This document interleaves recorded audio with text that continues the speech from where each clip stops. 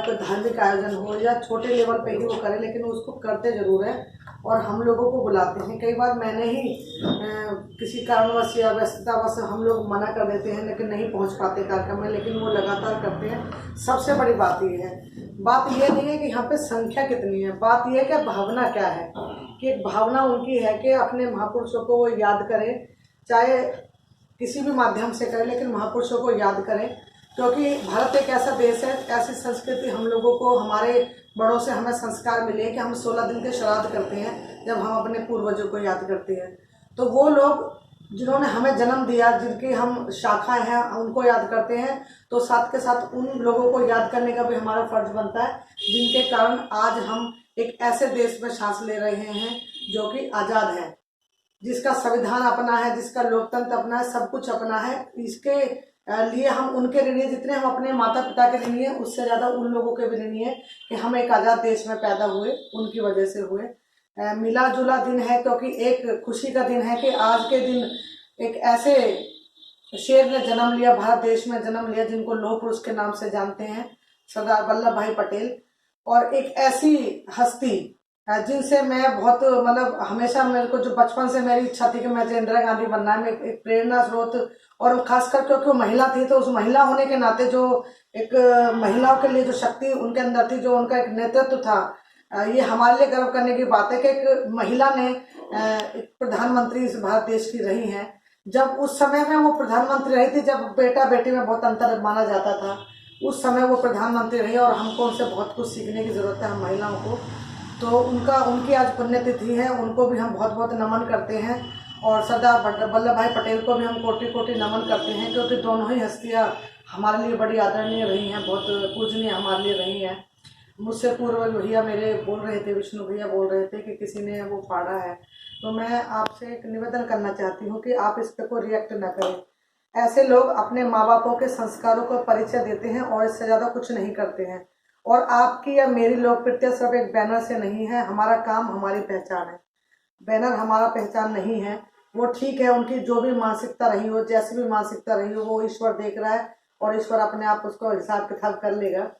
दूसरी बात ये, अभी आपने बोला कि हमारे बच्चे नहीं कर रहे हैं, राजेश भैया ने भी बोला और बिल्कुल सही बोला। हम अपने बच्चों को ये तो बताते हैं कि आज जन्माष्टमी है, दिवाली है, और तो बच्चों को लगता है छुट्टी है।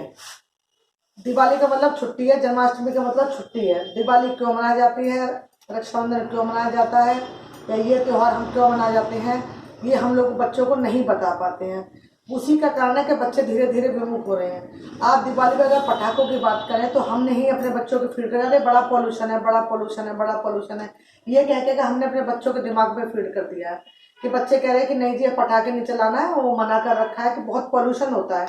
उससे पहले हम जो बचपन में थे, हम तो इतने बड़े होगा, मतलब पॉल्यूशन का मतलब ही नहीं पता आज तक भी कि पॉल्यूशन का मतलब क्या है। क्योंकि किसान तो सदियों से चला रहा है, किसान तो पराली सदियों से जलाता हुआ आ रहा है, लेकिन अभी भी हमको समझ में नहीं आ रहा है कि प्रदूषण का मतलब क्या है। और दूसरी बात यह है कि जो ये काम तो बजाय इसके कि आप त्योहारों पे बैन लगाएं कि जिन्हें पानी नहीं खर्च करना है आपको, या आपको दीपावली में पटाखे नहीं छोड़ने हैं। भारत देश कृषि प्रधान देश रहा है और हर दिन त्योहार के रूप में मनाते थे। फसल कट के आई तो त्योहार मनाया, फसल बोने गई तो त्योहार मनाया। क्योंकि मैं खुद किसान की बेटी भी हूँ और किसान के घर में ब्याही हूँ। जिस दिन गन्ना खेत में बोया जाता है उस दिन एक उत्सव के रूप में मनाया जाता है।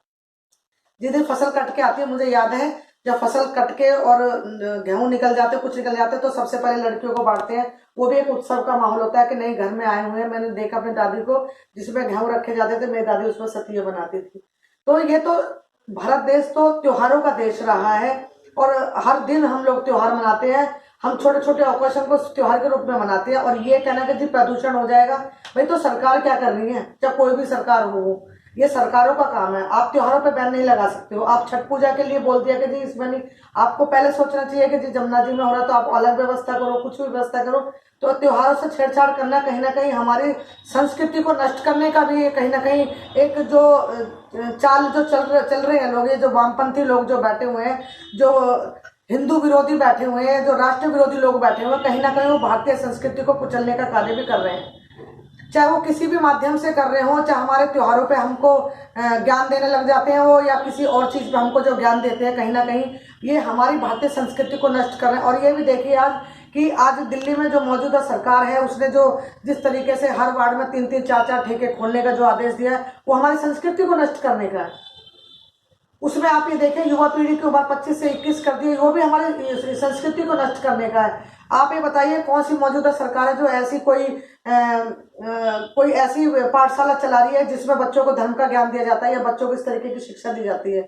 और आने वाले समय में जो ये कहना कि पिंक ठेके खोले जाएंगे उसमें महिला को ड्रिंक कैसे बनानी है कैसे पीनी है वो सिखाए, तो ये तो संस्कृति का नाश है हमारी का।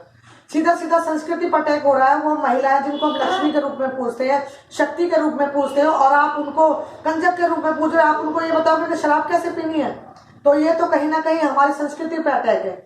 कहीं ना कहीं हमारे संस्कृति को नष्ट करने का काम है, हमारे धर्म को नष्ट करने का कार्य किया जा रहा है। चाहे वो धर्म परिवर्तन की बात करो, हिंदू को क्यों परिवर्तन करते हैं, और भी तो बहुत सारे समाज है उनको क्यों नहीं परिवर्तन करते, उनको करिए आप कन्वर्ट, लेकिन हिंदू धर्म को ही वो कन्वर्ट करने में लगे हुए हैं। तो कहीं ना कहीं इस विचारधारा को लेकर भी हमें समाज में जागरूकता फैलानी है।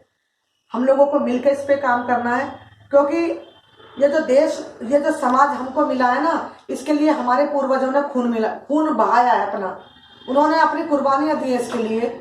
चाहे वो इंदिरा गांधी रही हो, चाहे वो सरदार वल्लभ भाई पटेल रहे हो, चाहे आजाद रहे हो, चाहे भगत सिंह रहे हो या राजगुरु रहे हो, कोई भी रहे हो, उन्होंने इस देश के लिए खून दिया है, उन्होंने कुर्बानियां दी है। उन्होंने बहुत कम उम्र में फांसी पर लटके हैं, तब ये आज़ादी हम लोगों को मिली है। और इस आज़ादी को हम यूं ही जायज़ नहीं जाने देंगे कि कोई भी आएगा, भारत कोई धर्मशाला नहीं है कि कोई भी आएगा कुछ भी करके जाएगा। उसका पुरजोर विरोध करेंगे, जो भी गलत काम करेगा उसको पुरजोर विरोध करेंगे हम लोग, और खुल के विरोध करेंगे। इसमें हमको किसी का डर नहीं है, किसी की शर्म नहीं है।